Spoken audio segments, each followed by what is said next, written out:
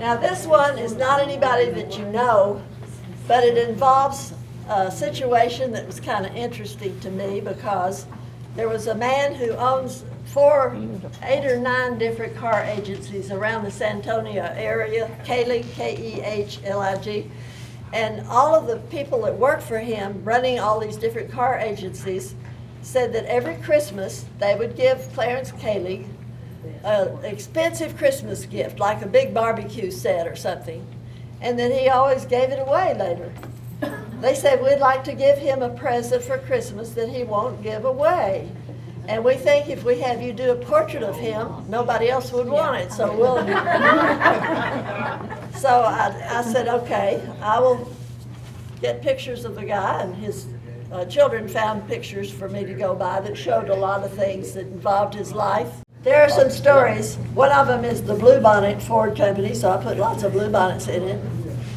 And so I said, well, did he like the painting or did he keep it? And they said, oh, he loved it, and he's never going to get rid of that painting.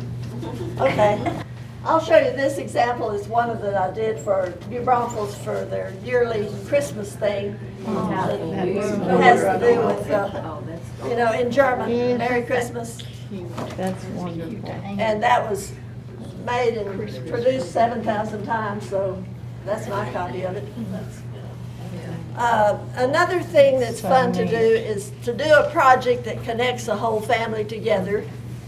And there was one of my best clients who'd had me do many paintings of his family, but he told me that his siblings, 5 siblings, they didn't connect anymore. They'd grown apart, and they were not having family get-togethers that were fun anymore.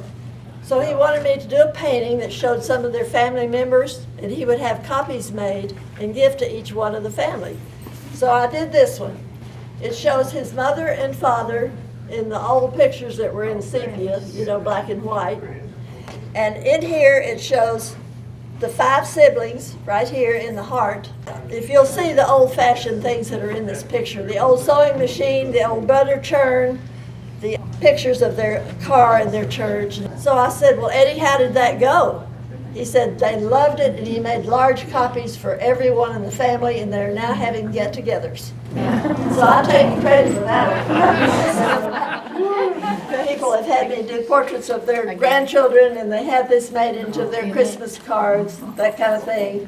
1 or 2 more. This is the type of a family picture that's got the grandchildren and then all of the grandparents here and there.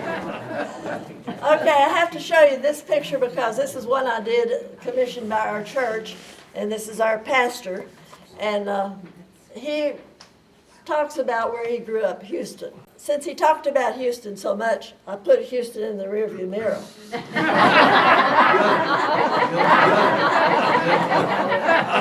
And he's on the board at Howard Payne, so he drives through San Saba to get to Howard Payne for his meetings.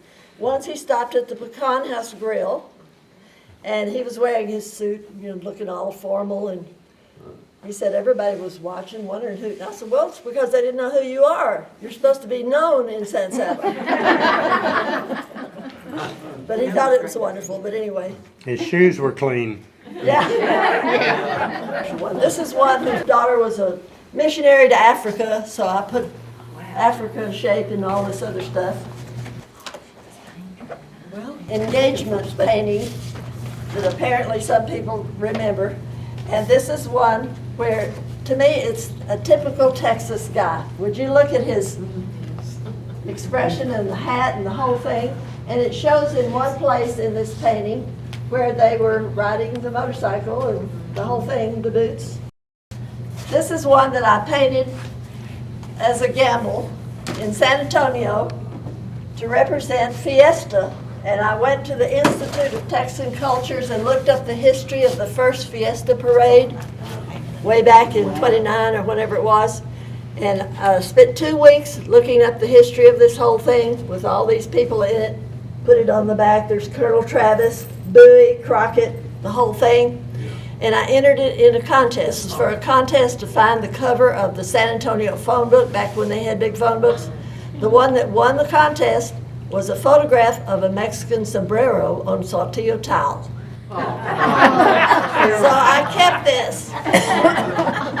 And I'm not entering another contest. Can you imagine all the work she did on that? Here's what I did for Vine and Sangerfest, which is a little celebration in New Braunfels, and it has to do with drinking wine, so I put a wine glass there. Oh, yeah. Previous look, they said, we like it except there's no mix of color in there. And I said, what do you mean? They said, there are no black people in there. So I went back and colored a few of them dark. They were trying to be so modern. And this is one that I've done for a committee in New Braunfels for the 175th anniversary of Fredericksburg. It'll be presented on the 6th at Fredericksburg. So there may be some old buildings in Fredericksburg that you recognize. Now here's the funny part about this thing. They sort of wanted me to insinuate that the treaty between 20 Comanches and Musbot was made in Fredericksburg. No. That treaty was signed in San Saba. So I didn't put it in there about that. With me as my dad, father knows best. After I did the flower thing, he said, you've done flowers before.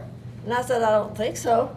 So he went through an old English notebook of mine and found this flower picture. It says on the back, A+, from English notebook, age 13.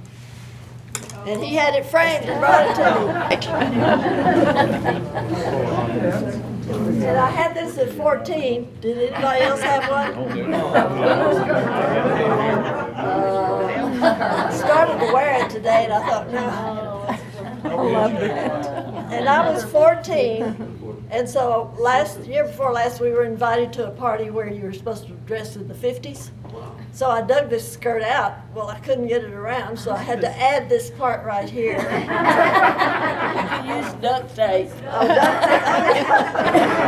Well, somehow or other, through some connections and friends, I got connected with Garland Warren in San Marcos. He collected antiques, apparently. The first thing he brought me was this sign that was hanging outside that Garland Warren had collected, and I cleaned it up, and it turned out to be that. So I'm thinking, well, look, it was kind of a challenge. I enjoyed it. So then the next thing he brought was this picture the frame was all damaged and it was very dark, and I cleaned it up. So it kind of brought it back to life, right? Yeah. And it's not work, it's fun. I probably ruined this one because the elk looked like a woman's eyes, a shotgun for a nose, and I changed it up to make. So probably on Antiques Roadshow they would say, well, you ruined that one. This was a painting my mother did in 1929, and I cleaned it up. It came back to life. So you can see why this might be fun to do, can't you? And this was a painting that was damaged when it was being removed in a hurry from a house that was flooding. And the man who owned this said, his wife told me he sat down on the curb and cried when he saw the holes that had been torn when they were loading it into the rescue. So she said, can you fix torn places? Well, yeah. So I did. And she said he's so related to that painting because one of his favorite ancestors painted it, and she told me the name of the woman. Well, when I took the frame apart to look at the entire painting, she didn't paint it. Somebody else did. It was another name. So what would you have done?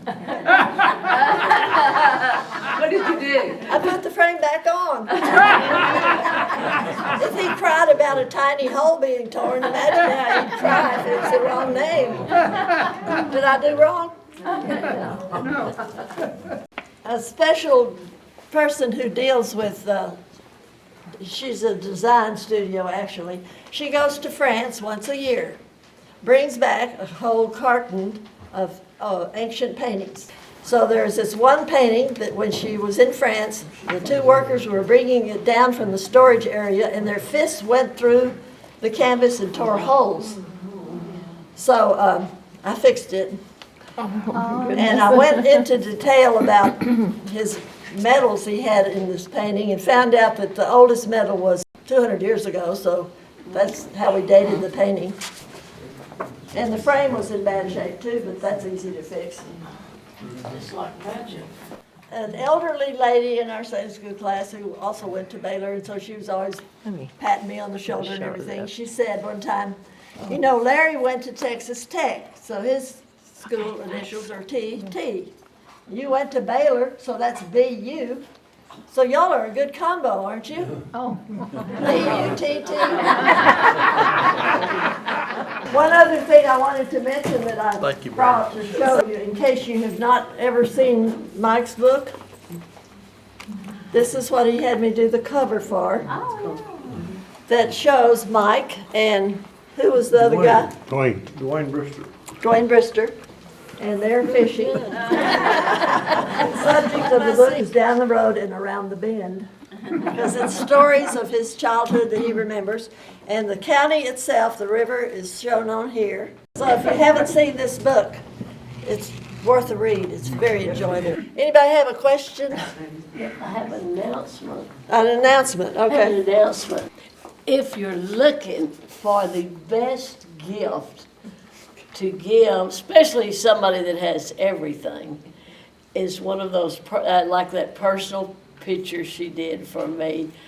It is a gift that it's just awesome. It thrills anybody to pieces, and she can make you look really good. My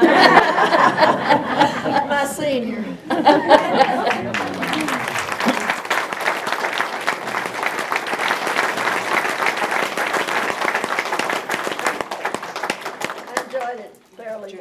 You came, and we thought you might like to take something back Oh, wonderful. from Milliken's. Thank you.